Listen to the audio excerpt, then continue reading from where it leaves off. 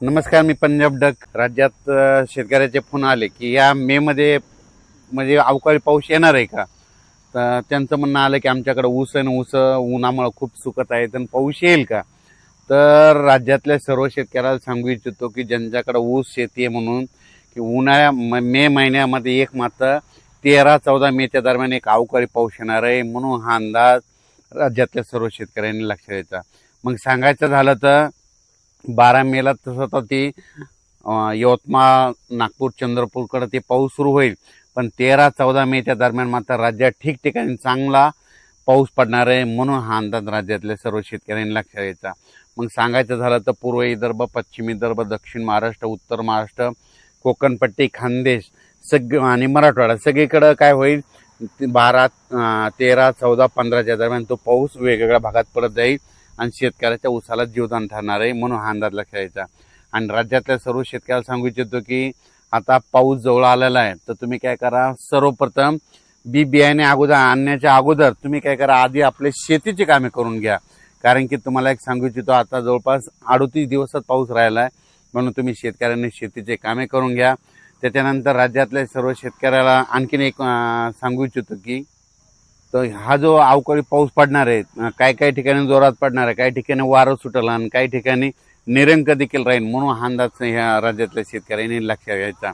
त्याच्यानंतर यावर्षी तुम्हाला सांगू इच्छितो, जूनमध्ये म्हणजे जूनच्या शेतकऱ्याची पेरणी कशी होणार आहे. शेतकऱ्याची पेरणी 3 टप्प्यात होणार आहे. एक पहिला टप्पा होणार आहे 7-8 जूनच्या दरम्यान एकदा पाऊस येणार आहे, त्या टायमाला कापसाच्या शेतकऱ्याच्या लागवडी होत्या काही भागातल्या.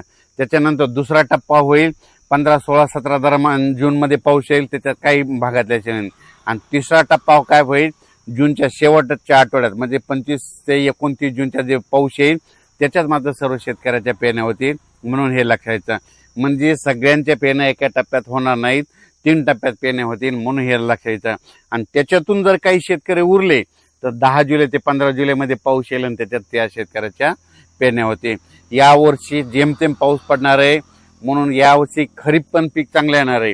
आणि यावर्षी परतीचा पाऊस जास्त पडणार आहे. परतीचा मध्ये सप्टेंबर ऑक्टोबरला खूप पाऊस पडणार आहे, त्याच्यामुळे रब्बी देखील चांगलं येणार आहे. म्हणजे हे जे साल आहे हे शेतकऱ्यासाठी खूप चांगलं साल आहे. म्हणजे खरीप पण चांगलं येणार आहे आणि रब्बी येणार आहे. खरीप कशामुळे चांगलं येणार आहे, जेमतेम पाऊस आहे, पिकाला लागल तसा पाऊस असल्यामुळे खरीप चांगला होतो. आणि रब्बी कशामुळे चांगला येणार आहे, ज्यावेळेस पाऊस परतायला सुरुवात होते, मग नेमका काढणीच्या वेळेस त्यावेळेस ते रब्बीचा म्हणजे पाऊस पडणार आहे, परतीचा पाऊस, त्याच्यामुळे रब्बी चांगली येणार आहे. म्हणून शेतकऱ्यासाठी 2026 मालामाल करणारं साल आहे. राज्यात उष्णतेबाबतीत सांगू इच्छितो की राज्यात तुम्हाला सांगू इच्छितो की उष्णता जवळपास 12 तारखेपर्यंत 12 मे पर्यंत राज्यात उष्णता राहणार आहे.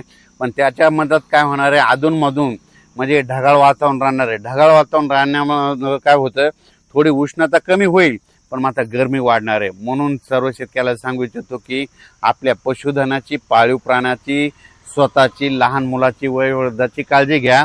शक्यतो 12 ते 4च्या दरम्यान फिरूच नका, घराच्या सावलीलाच राहा, निवाऱ्याखाली आराम करा. कारण की उन्हामध्ये फिरू नका, कारण की उष्माघात होऊ शकतो. म्हणून हे सर्वप्रथम शेतकऱ्यांनी लक्षात घ्यायचं. त्याच्यानंतर आणखीन एक नांदेड जिल्ह्याच्या पलीकडं नायगाव जो तालुका आहे, नरसी, बिलोली, आदिलाबाद, धर्माबाद, त्याच्यानंतर इकडे कंधार, लोहा, त्या शेतकऱ्याला सांगू इच्छितो की तुमच्याकडे जर हळद असेल तर तुम्ही काय करा, 8 आणि 9 तारखेला मात्र तुमच्या इकडं काय होणार आहे, तेलंगणात पाऊस पडणार आहे. म्हणून तुमच्या नायगाव, आदिलाबाद, धर्माबाद, त्याच्यानंतर इकडं सगरोळी, बिलोली, कंधार, नळदुर्ग ह्या परिसरामध्ये 8-9 तारखेला थोडा पाऊस येणार आहे. म्हणून नांदेड जिल्ह्यातल्या हळदीच्या शेतकऱ्यांनी अंदाज लक्षात द्यायचा. आता सगळ्यात महत्त्वाचं एक आलनिनो बद्दल सांगतो. काय झालं, ह्या सगळ्या लोकांच्या डोक्यात एकच येईल, आलनिनो म्हणलं की दुष्काळ पडणार. तर तुम्हाला सांगतो, हे एलनिनो आहे ना, डिसेंबर महिन्यामध्ये उद्भवत आहे. आपल्याकडं पाऊस आपले इंग्रजी महिने जानेवारीला सुरू होतात, आपल्याला पाऊस जूनमध्ये पडतो आणि एलनिनो डिसेंबरमध्ये उद्भवतो. मग डिसेंबरमध्ये एलनिनो उद्भवणार आहे, त्याच्या आधी तर आपला पाऊसच निघून गेलेला असतो. म्हणून एलनिनोचा काही संबंध नाही. जर तुम्हाला एक आजची सुद्धा परिस्थिती सांगतो, आज आपल्या इकडं आता 44 तापमान आहे. आणि तुम्ही काय करा, दक्षिण अमेरिकेमध्ये जे पेरू देश आहे तिथलं वाटल्यास तापमान बघा, त्या लिमाचं बघा, पेरूचं बघा, त्याच्यानंतर क्योटोचं बघा. तिथं आता कम्प्लीट आता तिथं थंडी आहे. म्हणजे थंडी असल्यामुळे तिथं मग एल निनो आहे का? काही नाही. म्हणून तुम्हाला सांगतो एल निनो हे काही नसतं. भारतीय हवामान प्रणालीमध्ये आपल्या भारतासाठी म्हणजे खरं वरदान कसं आहे माहिती आहे का? 2 समुद्र आहेत, एक अरबी समुद्र, बंगालच्या खाडीचा समुद्र. उन्हाळ्यामध्ये ज्यावेळेस समजा इथं कसं तापमान असतं त्याच्यावर मान्सूनचं डिपेंड असतं. आपल्या इकडे ऊन तापलं की त्या वर्षी पाऊस चांगला पडतो. हे सगळ्यात सर्व महत्वाचं आहे. म्हणून तुम्हाला सांगतो एल निनो असो या नसो, दरवर्षी आपल्या महाराष्ट्रावर मान्सून येणार तर येणार, येतो तर येतो. म्हणून हे लक्षात घ्यायचं. म्हणून हे सर्व शेतकऱ्यांनी लक्षात घ्यायचं. ऊसवाल्यासाठी आनंदाची बातमी, मे मध्ये 2 अवकाळी येणार आहेत. एक येणार आहे 13, 14, 15च्या दरम्यान आणि एक येणार आहे शेवटच्या मेच्या शेवटच्या आठवड्यात. म्हणून ऊस शेतकऱ्यासाठी आनंदाची बातमी, मे मध्ये 2 अवकाळी पाऊस पडणार आहेत. म्हणून हे अंदाज सर्व शेतकऱ्यांनी लक्षात घ्यायचा. आणि शेतकऱ्याला सांगू इच्छितो की तुम्ही शेतीचे काम आटपून घ्या. पावसाचं काम करतो, तुम्ही तुमचे कामे करून घ्या. धन्यवाद.